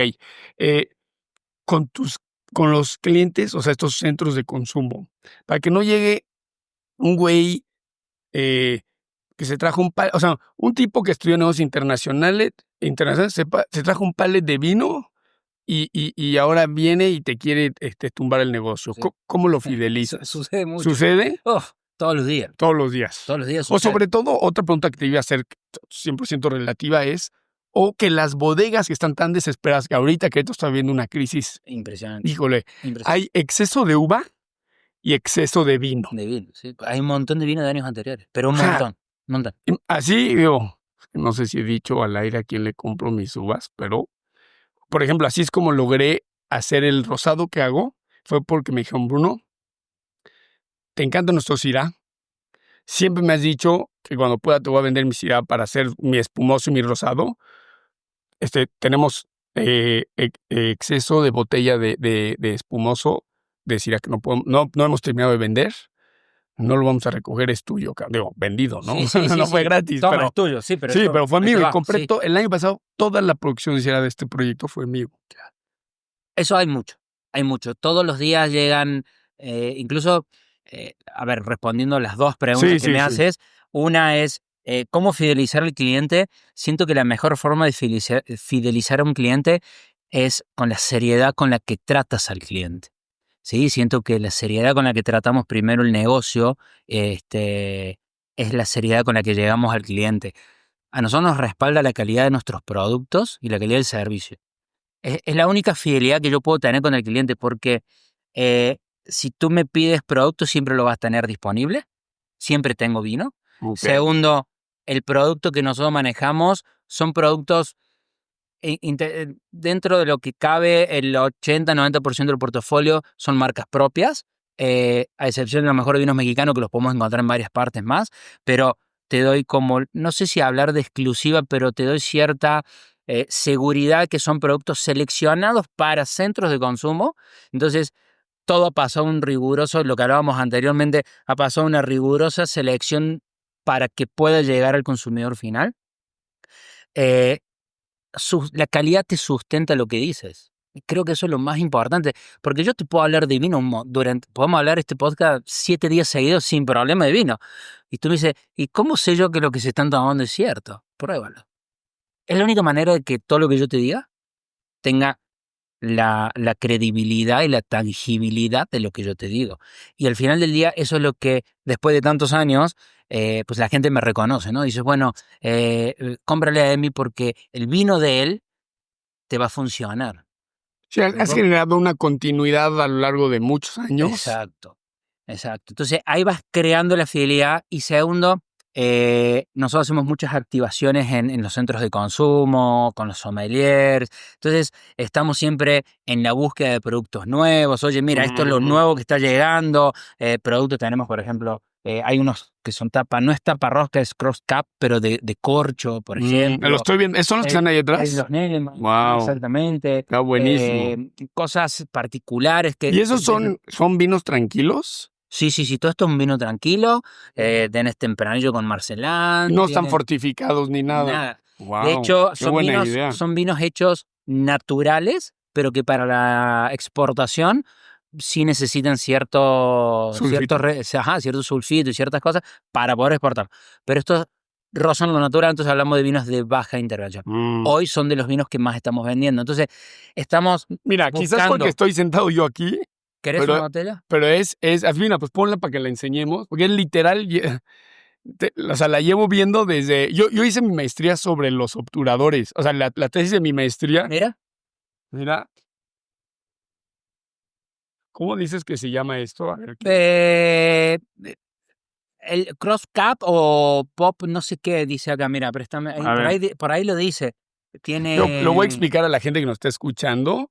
Es un corcho aglomerado. Sí. Que parecería que es, o sea, por ejemplo, a mi vermut le pongo es un corcho reutilizable. ¿No? ¿Este también es reutilizable? Bueno, sí, para la botella, sí, lo cerrás, lo vuelves a usar, sí. Claro. Es como el de champán. Sí, exactamente. Pero no se expande, no tiene esa expansión. Está súper interesante. Sí, o sea... Y esto, por ejemplo, es un productor de España, donde todo lo que hace es, baja intervención, natural en ese caso. Todo es biodegradable con marca de huella de carbono. Es biodinámico, es orgánico. Esto es lo que hablo de cuando hablamos de fidelizar. No es seguir trayendo más de lo mismo, sino es ir evolucionando en el mundo del vino, entonces la gente va creciendo contigo. Entonces eso va generando esa relación de amistad y de confianza y de fidelidad con el cliente. Esto está increíble. Por ejemplo, este es un verdejo. ¿Cuánto? 380 pesos. Wow. Te voy a comprar. Es lo que te digo. Después de la pandemia, uno de los desafíos más grandes fue tratar de encontrar estos estilos de vino. Está espectacular, ¿eh? Muy juvenil. Increíble está esto. Y hacen estas botellas de vino ligeras, ¿no? Esto es reciclado, es vidrio reciclado. Vidrio reciclado y ligero. Cada botella que tú abras, se plantaron 10 árboles. ¿Ah, sí? Sí, wow. Porque tiene huella de carbono. Puta madre, ¿y en dónde plantan tantos pinches árboles? Pues allá. Allá. Y llámense árboles, serán plantas, será todo. Está espectacular, Eso está increíble. Digo, la gente que nos está oyendo, ojalá valga la pena. Ni puedo explicar bien. Es una especie como de aglomerado.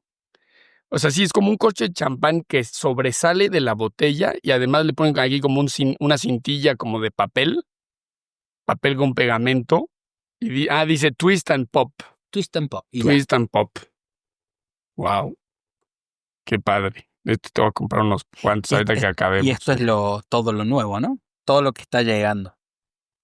Impecable. Entonces, esa es la forma que, a ver, fidelizamos. En realidad nosotros lo que hacemos es difundir la cultura del vino y eso es lo que la gente quieras o no, se termina enganchando. Y tienes que jugar con efecto novedad.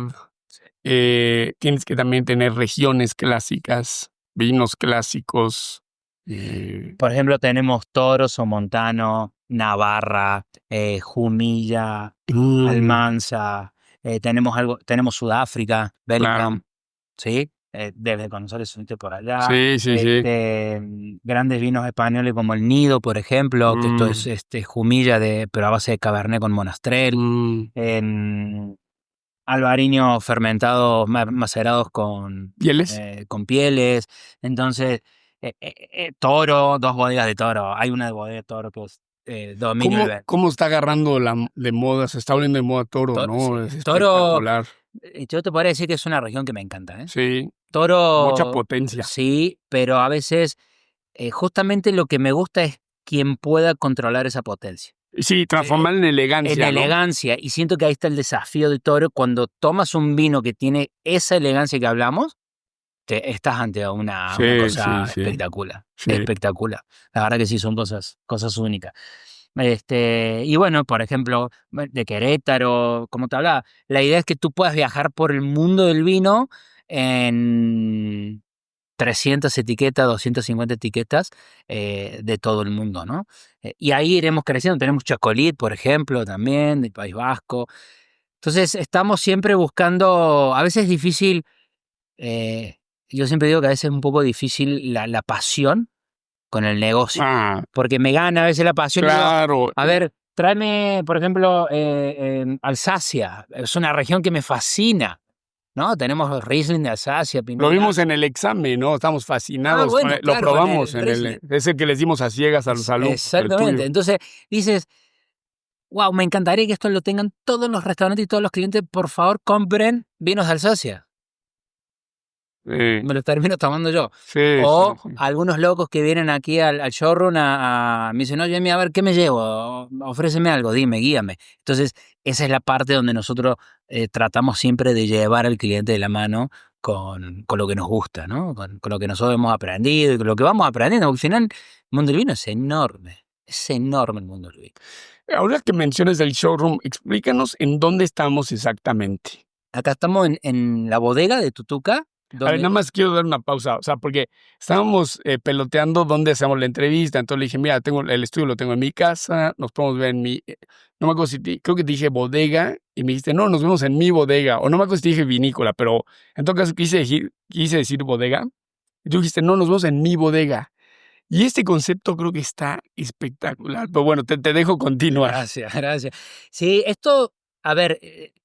Anteriormente, hace 3 meses te contaba, abrimos este concepto, porque antes éramos una bodega. Almacenamiento y, pues, y bueno, oficina, almacenamiento, pero resulta ser que, como te contaba, que esto de nuestro segundo canal de venta, que es el particular y la gente que empezó a conocer las bodegas, las etiquetas en los centros de consumo, quería saber dónde comprarlas y empezaba a llegar, ¿y dónde están? Y oye, ¿y ustedes hacen cenas y hacen catas? Hacemos cenas, millones de activaciones en los centros de consumo, pero no hacíamos cosas acá adentro. Oye, pues a ver, invítame cuando hagas algo. Y empieza a surgir esta idea de hacer algo, no me gusta decirlo clandestino, pero sí algo más, volver a eso, a ser más disruptivo en el mundo del vino y que tú entres y digas, esto es el mundo del vino. Claro. Acá vivimos el mundo del vino. Claro. ¿Me explico? No necesitas ir a un restaurante con manteles blancos y si no tenés copa de cristal y no te lo hable el sommelier, no tomas vino. No. Vente acá. Y acá abrimos el vino. Yo agarro el vino, lo enfrío y te lo tomas conmigo. Que es como literal le hicimos hoy, Como estamos haciendo hoy. Y Es más, estaba una persona haciendo inventario. Estábamos haciendo inventario de cierre de fin de mes. Claro. Y acá estamos. Y yo te dije, no, pues... Vale. De hecho, tú dijiste, ¿Sí? no, seguí, ¿no? Seguí nomás que no pasa nada. Sí. Es que el inventario tiene que ser a fin de Claro, mes. Entonces claro, hoy claro, estamos sí en o sí. inventario. Entonces acá vas a compartir este mundo del vino, que es la distribución con el showroom, hecho exclusivamente para vivir la experiencia del vino. Acá hacemos catas, hacemos experiencias, pero todo muy entre amigos. ¿Me explico? Siempre lo que yo digo es compartir lo que uno sabe o lo poco que uno sabe de la forma más simple para que todos lo puedan acceder, puedan llegar a entenderlo. Entonces, siéntate conmigo, vente con tus amigos, nos sentamos, abrimos vino y platiquemos. No te voy a dar una clase de vino, ¿no? Porque creo que no es eso. Para eso educar a mis hijos, ¿no? Para educar a los chamacos. Sí. Para eso nace este showroom, para vivir Wow. experiencias y que puedas llevarte, por ejemplo, hoy estamos tomando una copa de cristal, ¿no? Pero no es algo donde se presume, ¿no? Estás tomando un Sauvignon Blanc del Valle del Loire. Que sea simple todo. Y a mí me gustó que es un parque industrial. Es literalmente una bodega, claro, has hecho un espacio agradable, en una temperatura agradable. Es una mesa, esto a mi esposa se volvía loca porque le encanta cuando combina Lo situaciones industrial con lo moderno. exactamente, es así, esa es su locura, ¿no? Creo que eso es lo que hay que hacer. Y mucho de este proyecto, las bodegas me decían, me dice, hazlo, M. Me dice, hazte un showroom porque tienes todo para hacerlo. Me decía, hazlo, la gente quiere esto, la gente le gusta esto. Y no hay un concepto así. No hay un concepto así. Entonces, la idea fue esa y hoy, pues bueno, la verdad que pues, hasta terminamos trabajando acá en el showroom y no en las oficinas. Nos sentamos acá, hacemos la junta y acá nos quedamos. Claro. Y pues ya, y abrimos un vino y charlamos y empezamos a tocar temas, a tratar casos y pues acá se arma el día de trabajo y estás en el mundo del vino. Y también un poco siempre fue replicar lo que se vive dentro de las vinícolas, ¿sí? Y volver al origen del vino, que para mí el origen del vino es el campo, ¿no? Sí. O sea, yo vengo de tierras donde el campo es campo, yo estudié agronomía, me crié en el campo, la enología que yo he vivido siempre ha sido desde el campo primero y luego desde la mesa o desde el servicio. Entonces, ¿cómo te acerco al mundo del vino sin necesidad de ir a un restaurante y hacerlo tan glamuroso? Vente a la bodega, acá estamos llenos de vino, ¿qué quieres probar? Sácalo, tráelo, pan, tómatelo, ¿no? Entonces, pero que todo tenga el detalle, cuidar el detalle, ¿no? Siento que ahí es donde está un poquito el secreto de las cosas, ¿no? Podríamos tomar el vino en vaso. O sea, sí, vaso sin copa. O me como cansó sea, de tomar ¿no? vino en vaso y claro. anoche estaba en un evento y no había copa, el vino en vaso, señor. Sí, o sea, sí, porque sí. quería tomar vino, Claro. no necesitaba la copa. Claro, Vaso. claro. Entonces, si no hay copa, tráete el vaso. Sí. ¿Me explico? De hecho, yo, por ejemplo, en mi bodega, te juro que yo podría haber tenido una tienda de copas, de todas las copas que ya rompí. Entonces, si ahora vas a mi bodega, yo pruebo vino en los vasos esos vulgares que son, pero los que son gruesos, que son muy baratos para los eventos. Sí. Y entonces, esto es con lo que se puede, pues todo el tiempo estoy rompiendo copas en mi laboratorio, entonces se prueba en copa, en vaso. Y si no puedes, tu pedo, güey. Y también, ¿sabes qué te voy a decir? La gente, no todos tienen copas. Y si tienen copas, no hay la copa perfecta para el vino. A ver, eso es un pequeño mercado, un segmento ínfimo de la sociedad Sí. que tiene su copa para sus vinos reserva, para su vino del día, para... El resto tenemos copas normales, ¿eh? O sea, vas a la tienda, te compras una copa y tomas tu vino y se acabó. Y también ahí viene un poco el hecho de los maridajes y todo esto que viene alusivo a hacerlo más tranquilo el vino. Cuando doy las capacitaciones, y esto siempre me sucede, digo, bueno, ¿con qué te lo tomas, no? Estás en un hotel, ¿no? Y dices, a ver, sugiéranme un maridaje. No, cordero patagónico, abulón de no sé dónde, se me antoja con foie gras. Para. Dime en tu vida cuántas veces has comido abulón de no sé dónde, cuántas veces has comido caviar de no sé dónde. Si no trates de ¿Cuántas veces? impresionarme, ¿no? No Ajá, trates de exacto. impresionarme. Si no tenés que quedar bien conmigo, no, Sí, no conmigo no tenés que quedar exacto. bien, va a tener que quedar bien con el cliente. Claro. Y cuando tú le digas que esto va con caviar, tráeme caviar, no tengo, chino. ¿Y ahora qué hago? ¿No? Exacto. Entonces, es ahí donde yo digo que tenemos que hacerlo más simple al vino y somos nosotros que tenemos que traducir ese lenguaje del vino. Si yo hoy comí una lasaña, agarré un vino que tenía abierto ahí Malbec de hacía 2 días, estaba sensacional. Y me lo tomé en una copa que no era para Malbec, Claro. no era de cristal. Agarré el primer copa porque las otras estaban todas sucias, las otras estaban rotas, como te pasas, casa herrero, cuchillo y palo, y disfruté mi lasaña con mi copa de vino. Y se acabó, y no me la maridé con un Barolo. ¿Me explico? Porque si tuviera el Barolo necesitaba la copa para el Barolo, el decantador para el Barolo, y ahí es donde vas evolucionando. Además que seguidos son botellas costosas. Claro. O sea, te digo, yo como tengo el tema tan presente sigo, ¿quién no? De asignarle un precio tanto a lo que comes como a lo que tomas, que dices, puta madre, cabrón, es un Barolo de 1,500 pesos. Se vuelve difícil, ¿eh? Sí, eso sobre todo ahorita sí es el problema que estoy teniendo, que empiezo a tener mucho dinero en la bodega. Fíjate, la primera vez que experimenté esto fue cuando tenía yo una novia rica que me empezaba a regalar cosas caras que mis papás no me compraban. Quizás hubieran podido comprarme, pero por principio no lo hacían. Y empecé a volverme posesivo de las cosas.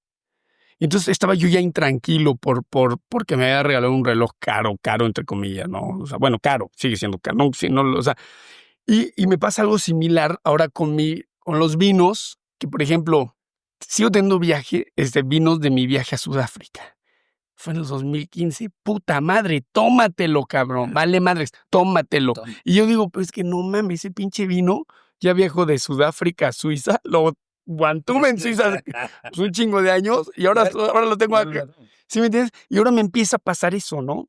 Y lo que hay que hacer es, chingue su madre, tómatelo, cabrón, ya, como sea. Tómatelo. En una de esas está acorchado, en una de esas... No sabes, hay que abrirlo. Exacto, ábrelo, tómalo y acéptalo. Ahí tenés que buscar, siempre digo que ahí tenés que inventar el momento. Inventar el momento, no esperar a que llegue, ¿no? Inventa tu momento para tomar el vino. Busca la excusa perfecta para tomarte ese vino. Y luego, siempre la hay. Y yo diría, diluye la importancia. Claro. Para que, si el vino está espectacular, que te emocione. Exacto. Oye, no esperes tanto. Acercándonos ya al fin del episodio, has dicho que este año ha sido difícil y yo creo, o sea, no creo que alguien diga que no ha sido difícil. No. O sea, en todos los sentidos hay mucha guerra en el mundo. Hay esta especie como de recesión rara que no sabemos si vamos a estar peor, si no. Políticamente hablando, tienes la extrema izquierda por un lado, o la extrema derecha por el otro. Ahora está de moda ya no tomar nada de alcohol, algo espectacular, ¿no? Este pinche Huberman y el otro, el Peter Attia, que le declaran la guerra al alcohol. Cuando, cabrón, esto no es... O sea, es alcohol barato para emborracharte, ¿no? Esto es cultura. Tú dices, viajas por el mundo viniendo a mi showroom, cabrón. ¿Cómo te anticipas? Si es que te puedes anticipar, o cómo tomas tú la apuesta en materia de consumidor. O sea, la pregunta es esa, ¿no? Es, ¿cómo te anticipas? Y todavía más, o sea, más interesante, ¿cómo te diversificas? Pues sí. Ahí está, creo, el chiste de todo esto. Lo que yo tengo es, yo me especializo en vinos. En Tutuca no tenemos destilados más que ciertos destilados específicos también. Entonces eso no te genera ruido, ¿no? Nada. Nada. La verdad que no. Tengo un tequila, tengo una ginebra, ¿no? Un tequila increíble, una ginebra espectacular. Tenemos un vermut, tenemos un limoncello, pero no es el destilado el concepto de Tutuca. Entonces, diversificar en el mundo del vino es ir viendo hacia dónde van las nuevas tendencias, ¿no? Y ahí no hay más que escuchar el mercado y va por esto que tenemos en la mesa. Así esto va. Eso sí. Así esto Claro, va el mercado moderno. Hacia acá claro. va. Yo lo estoy viendo todos los días. Quizás la gente, tú llegas con el consumidor de hoy en día, le das a probar el vino, no platicas tanto de lo que es el producto como tal, pero el cliente te dice, wow, esto está increíble, esto es lo que quiero porque mi gente me lo pide. Cuando entras a indagar en el vino o a hablar del vino, ya le dices, mira, un producto de baja intervención, con menos barrica, más hacia la fruta y todo. Entonces, es donde va el nuevo consumidor, va hacia esto. O, lo que hablábamos anteriormente, hacia productos de menor intervención en cuanto a la barrica. Podés tener los 12 meses que decías, que tú decías, decir, bueno, manejo 12 de barrica y 12 de botella, pero que esos 12 de barrica no se noten. Claro. Porque vos podés hacer los 12 de barrica, que sean acá barrica, parece de 24 o más, de 36, que esos 12 no se noten, pero que están. Entonces le da esa complejidad al vino que el cliente no entiende por qué está tan complejo el vino, pero le gusta. Eso es lo que quiere. Y también el cliente de hoy, al conocer cada vez más, te empieza a exigir más productos de mejor precio y de mejor calidad. O sea, el desafío está cada vez más grande para nosotros, cada vez más grande, en encontrar estas bodegas. Que las hay millones. Sí, hay muchísimo. Claro. El chiste es encontrarla y encontrar gente que te lo dé con una ética comercial, que te diga la verdad y te diga la neta siempre. Fíjate que esa pregunta se la hice a Pilar del Basque Culinary Center. Y ella por eso ahora ya también yo lo llamo el vino vulgar, porque yo no sé, digo, obviamente debe ser mi forma de ser, soy muy catastrófico en general, ¿no? Entonces trato por eso justamente no ver noticias, sufro de hipocondriaco, o sea, cabrón, a mí me duele por aquí, dije apéndice, vámonos. Sí, o sea, todo, ¿no? Entonces, yo, o sea, he estado muy nervioso con esta situación, ¿no? Y Pilar me dice, que tú lo dijiste al inicio del episodio, la gente quiere escuchar historias, pero historias verdaderas. Claro. Por ejemplo, yo una de las cosas que digo, además de que yo embotello cada vino del que hago, es que piso los vinos. Y acabo de recientemente pisar mis vinos por primera vez. Obviamente, para que sepa la audiencia, pues yo me limpio muy bien las piernas, las desinfecto, ¿no? Y me meto a los tanques y sí o sea, yo si alguien tuviera la oportunidad de hacerlo, por ejemplo, tengo el depósito del Malbec, el depósito de Merlot, y me sobró uva de ambos y generé un depósito en donde mezclé Merlot y Malbec en uva, que es muy raro. Normalmente hace caldos claro. y mezclas el caldo. Aquí es como se hacía antes. Sí, a la vieja usanza. Ajá, no tengo ni idea si ese vino lo embotellaré, no sé cómo se llamará, vale madres. Entonces, ahí bueno, está el vino que maquilo para unos clientes que no se comercializa, que ellos cometieron ahí, no sé si ya lo he contado en el episodio, pero son muchos condóminos que se juntaron, apasionados del vino, plantaron vino, pero en un mismo surco tiene 5 variedades distintas. Y ahora que decidieron replantar, ya se les olvidó qué carajos plantaron. Claro. Y ahora acabamos de replantar con Malbec, ¿no? Entonces, eso yo le digo, cabrones, es que ustedes, si tú lo vendes así, dices, si planté y me equivoqué, la gente va a decir, güey, eres un imbécil. Sí, claro. Tú lo que ahora vas a decir, que se hace mucho en el vino, es ya tienes el problema, ahora véndelo bien. Ahora vende. Dile, tú vas, esto en la antigüedad como Châteauneuf Côte d'Iron del Sur, que es esta coplantación, ¿no? Que tienes 14 variedades, no me acuerdo cuántas. Tú vas a decir que es una coplantación. Entonces, empiezo pisando el vino de ellos tibio, ¿no? O sea, quiere decir que, pero porque es el último vino que encabé. Okay. Me paso al Merlot Malbec más caliente, ¿no? Porque es la fermentación alcohólica es una reacción exotérmica, ¿no? Entonces genera mucho calor. Sí. Me paso al Merlot, esa madre, o sea, un jacuzzi. Y me paso al Malbec frío. O sea, frío, estoy hablando temperatura ambiente. Que cuando pasas del jacuzzi al Malbec, no había yo sondeado los vinos. Dije, no, man. Dije, o se me paró la fermentación, nunca en mi vida me ha pasado, ni siquiera profesionalmente hablando, o este vino ya la terminó. Se lo platiqué a mi esposa, o sea, voy por la probeta para sondear, pongo el densímetro, efectivamente, el malo ya ha terminado su fermentación. Imagínate esta locura, que así lo hacían nuestros ancestros. Claro. Ellos seguían haciendo vinos de calidad, sabían cuando la fermentación alcohol, todo es feeling. Eso lo dije recientemente a mi esposa. Yo hice una escuela tan técnica. Claro. O sea, tengo cosas para analizar. Lo que quieras, o sea, libros. Exacto, es lo menos rentable del mundo es todo mi equipo, el laboratorio, para hacer 3,000 putas botellas. Y hoy en día, ¿cómo hago vino? Con los pies. Paladar, con los pies. Claro. Y te juro. Claro. O sea, no digo que los vinos me hablen así y me digan, oye, Bruno, échame, pero como que me conecto con estos güeyes y me ¿sabes qué? Ya le voy a quitar las lías al blanco.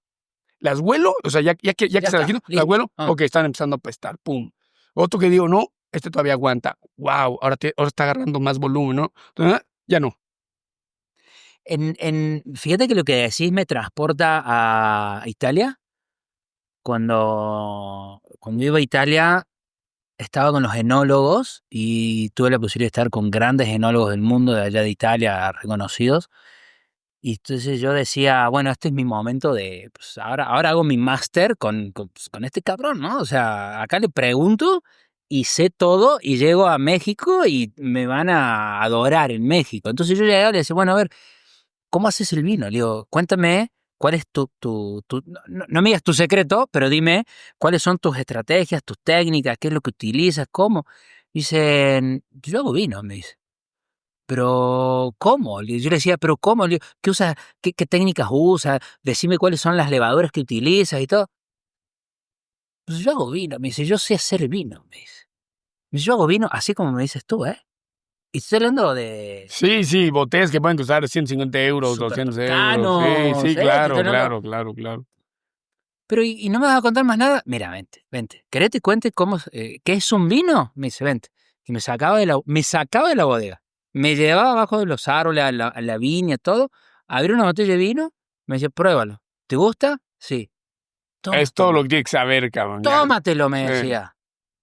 Le digo, pero ¿y qué no me vas a decir a qué temperatura y cómo cortas y qué haces y cómo, si tienes que poner acá, agregas algo de... Tú tómalo, me dice. Sí. Ahí empecé a entender que el vino se hace en el campo. No hay otra. Y ahí empezó a hacer match con todo lo que yo había estudiado, que era la agronomía, ¿no? La parte del servicio en turismo, en la licenciatura de turismo después. Entonces empieza a hacer el match y empezás a meterte en un mundo del vino donde no te interesa tanto cómo te lo sirven, sino cómo lo hicieron el vino. Oye, lo que me estás contando tiene más valor que cualquier otra bodega que te pueda comentar de acá adentro, ¿no? Es decir, yo fui, pisé el vino, encorché el vino, te lo traje y acá está. No es un vino natural, es un vino. Es un correcto, vino. Sí, claro, hecho, y moderno, por decirlo así, con todas las técnicas que tiene que ser, acá está. Esto es un vino, cabrón. Sí. Pero está hecho por mí, está hecho con una filosofía, está hecho en el campo. Sí, y hay una historia, claro, que te la platico y que es verdad, ¿no? Exacto. O sea, porque es el gran problema hijo, ya hoy en día, como tú lo decías antes, engañar al consumidor cada vez se vuelve más difícil, sobre todo por el inmediato acceso. Ahora con inteligencia artificial, sacaron, en mi casa, inteligencia artificial ya es quien decide, es nuestro juez entre mi esposa y yo. Porque, que no sé si es bueno o malo, pero... Sí, pero, o sea, al punto de que estoy cepillando mi esposa está cepillando los dientes a Paul. Y quiere mi esposa que un pobre toddler de 2 años y medio meta su boca al grifo para enjuagarse. Y le digo, no lo enjuagues. Ya, así se queda. ¿Cómo se va a quedar con la pasta? Le digo, pues, según yo, así es como se hay que lavarse los dientes. Inteligencia artificial. Son 9:30 de la noche. ¿Sí? O sea, ¿quién quiere pelear? A ver, inteligencia. No, que no se enjuague el niño. Listo, cabrón, a dormir. Órale. Y ya ella, es como, güey, ¿qué le dijo inteligente? Entonces, este acceso inmediato a la información, pues, puta, cabrón. O sea, sí tenemos que contar una buena historia. Oye, y dinos, ¿cómo te puede contactar la audiencia? Bueno, a través de redes, que es Tutuca Wines. Tutuca Wines. Tutuca Wines, @Tutuca Wines, en Instagram o en Facebook. A través de WhatsApp, no sé si pueda dar mi teléfono. Por supuesto. 442-156-0440. Para los de la audiencia internacional es +52 al inicio, más ¿no? 52, Más exactamente, 52. al inicio. Y a través de la página de internet, que es tutucawines.com, ahí van a poder acceder, ahí van a poder ver todo el portafolio que nosotros manejamos. Oye, todo lo que hacemos. y en tus redes, pues tú publicas cuando hacen eventos. Sí, ahí hacemos todo. De hecho, bueno, aprovechando, nosotros hacemos una expo, que este año es la 9ª Expo Tutuca que hacemos. Se hace ¿Cuándo es? Es el 8 de octubre, miércoles 8 de octubre. Lo vamos a hacer... Seguro sale antes el episodio, entonces. Bueno, Sí, buenísimo. sí. Entonces, no va a ser primicia porque si sale antes del 8, pero porque justamente mañana hacemos el lanzamiento ya de la expo, que va a ser en el restaurante Sabe este año. Sabe, Siempre ok. lo hacemos es un restaurante de mariscos que está sobre la avenida que va muy bueno. a Jurica. Esta expo nace un poco del concepto de lo que es el Vinitaly o lo que son estas ferias internacionales de vinos en Europa. Fue dedicada especialmente para los centros de consumo y gente que toma decisiones para compras. Pues profesional. Para el profesional, donde ese día abrimos todos los vinos que nosotros tenemos. Todos los vinos. Todos. Pero de la mano de los directores de las marcas, enólogos. Claro. Tienes invitados especiales. De hecho, llegan casi todos los enólogos o winemaker o wine director o directores de ventas. ¿Cuántas etiquetas manejas? Etiquetas 240, ¿Y 250, casas? 27. Wow. Son 27 casas de todo el mundo. Wow. Con más peso hacia México. Hacia ¿sí? México. Que es lo que está creciendo hoy en día. Entonces, ese día es solamente un día, es miércoles. Se hace el miércoles porque es justamente para la gente que nos gusta el vino y no es fiesta, no es peda, por así decirlo. Es un evento donde tú llegas y pues nada, pagas en realidad una cuota significativa. Sí, claro. Es muy significativa, te incluimos tu copa de El valor de la copa. El valor de la copa, nada más, el valor de la copa. Y puedes probar todos los vinos, desde los vinos base hasta los vinos gran reserva que tenemos de cada bodega. Seguro yo iré. Pues claro, estás más que invitado. No, listo. Y esa es una manera de difundir la cultura del vino. Yo siempre lo he dicho, lo hacemos más como una... Siempre me han dicho, oye, cabrón, cobra el stand y... No. O sea, esto es un trabajo en equipo que tenemos que hacer las bodegas, con nosotros que somos los distribuidores, que somos el nexo, ¿sí? Antes del consumidor final, para que ellos puedan entender. Si yo te cobrara lo que tendría que valer ese Nadie evento, va. Nadie va. Nadie va. Entonces, es un evento, sí es limitado, entran 200. ¿Cómo lo limita? O sea, ¿es una especie de preventa o es como el buffet? Primero que llega, primero que se sirve. Hay preventa. Ok. Sí, y solamente es a través de mi teléfono. Ok. O sea, me tienes que llamar y yo te voy diciendo sí, ¿no? Sí, ya se acabó. ¿Y ya tienen el costo del boleto? Va a costar 700 pesos la entrada. Sí, es la ganga del siglo. La ganga, ya te incluye tu copa y todo. Y en preventa 600 pesos. Ok. No, está increíble. ¿Y repite la fecha otra vez? Es miércoles 8 de octubre. 8 de octubre de 2025 en Sabe, Querétaro. Nos llega gente de San Luis Potosí, nos llega gente de Guanajuato, de San Miguel, de León, de Aguascalientes. ¿Y a cuántas personas lo toparon? Este año 250 personas. Y ahí están incluidos todos los hoteles y centros de consumo, más los particulares que quieren asistir. Por eso se hace miércoles. Queremos gente que realmente le guste y disfrute. No, llega una calidad de gente que no te hace. Eso es lo que quieres, ¿no? Quieres barrer al hijo de perra que se quiere emborrachar y no te interesa. No, ya nadie, sí, ¿no? Rompen una industria. Sí, porque yo siempre digo que son los zombies que van al stand y te estiran la mano así. Y ¿cuál es el más caro? ¿Me das ese? No.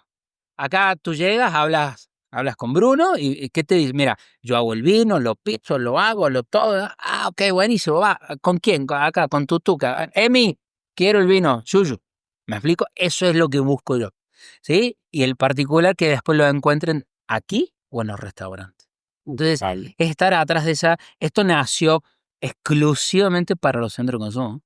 Y fue tanto, la verdad, el éxito que lo han abierto. Y el particular me dijo, oye, ¿por qué no puedo ir? no, es que solo para los clientes y todo. No, pero déjame ir, no sé, así, bueno, pues dale, vente, dale. Ok, no pasa nada, vente. Va. Y entonces se empezó a abrir el público en general. Pues listo, pues ha sido la verdad, un inmenso placer tanto haberte El conocido, ahora que gusto fue somos mío. colegas, y gracias por haberme invitado aquí a tu espacio tan especial, la botella que gentilmente abriste. Ahora te compraré vino, haré que valga la pena la vuelta. Pero bueno, pues ya lo saben, Tutuca Wines aquí en Querétaro. Qué padre que gente como tú pues estén difundiendo la cultura del vino como se tiene que hacer, ¿no? Auguro mucho éxito a tu proyecto. Ojalá nos crucemos más veces en la universidad. Y pues, listo, que no sea la última vez que estás en vino. Esta es el arranque de una gran relación, yo creo. No, seguro Te que sí. agradezco muchísimo por darme espacio en tu podcast y bueno, en todo esto que estás haciendo.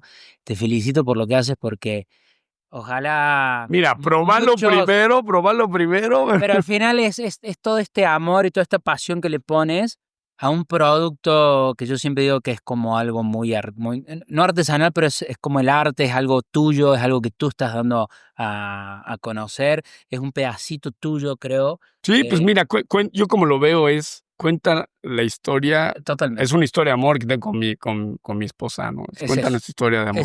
Es eso, y eso es el vino.